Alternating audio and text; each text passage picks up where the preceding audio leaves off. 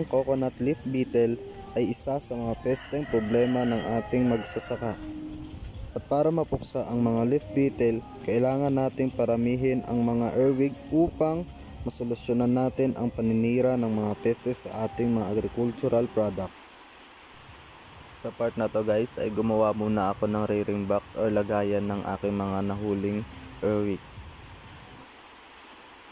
So kung mapapansin nyo guys, itim po na container yung ginamit kong lalagyanan ng earwigs. Dahil nga mas gusto nilang madilim yung paligid nila. So ito na po yung nagawa kong rearing box. 24 hours later. So good day everyone, medyo maulan. Sa ngayon manguhuli tayo ng earwig dito sa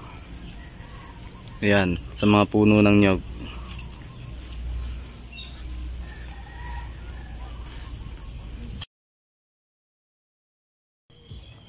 So dito nga ay naghanap na ako at ayan, dinadampot-dampot ko lang yung coco peat kasi karamihan sa mga earwigs ay dito na nakatira at dito na naghahanap ng pagkain kagaya ng coconut leaf beetle.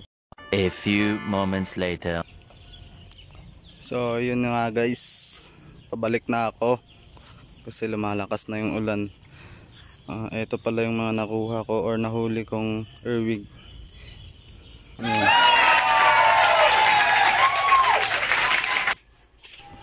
Sa part na to, ililipat ko na ang aking mga nahuling earwigs dito sa lagayan or sa ating rearing box para naman hindi sila ma-stress at sila ay makapag-mate na. 24 hours later. Kinaumagahan niya ay pinakain ko na ang aking mga nahuling earwig at ang mga pagkain pala nila ay dog food. Dog food kasi yung required na ipakain sa kanila. Social nga earwigs ba? Sana maparami at mabuhay ko sila para mabawasan yung mga pag-atake ng mga coconut leaf beetle dito sa amin. 3 weeks later. So ito na nga yung time na papakawalan natin sila. Ito kasing puno na to ay maraming peste, kaya dito natin sila papakawalan. Hindi man sila nangitlog nung nandito pa sila sa akin, pero sana dyan na sila mangitlog at magparami.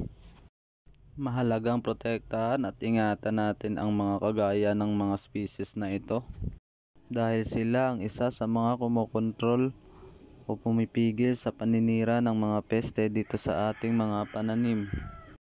Sana po ay may nakuha kayong aral sa aking video at pwede nyo ring subukang mag-alaga ng earwigs para kung may peste sa inyong mga pananim, hindi nyo na kailangan bumili ng mga pesticide. Yun lamang po at maraming salamat.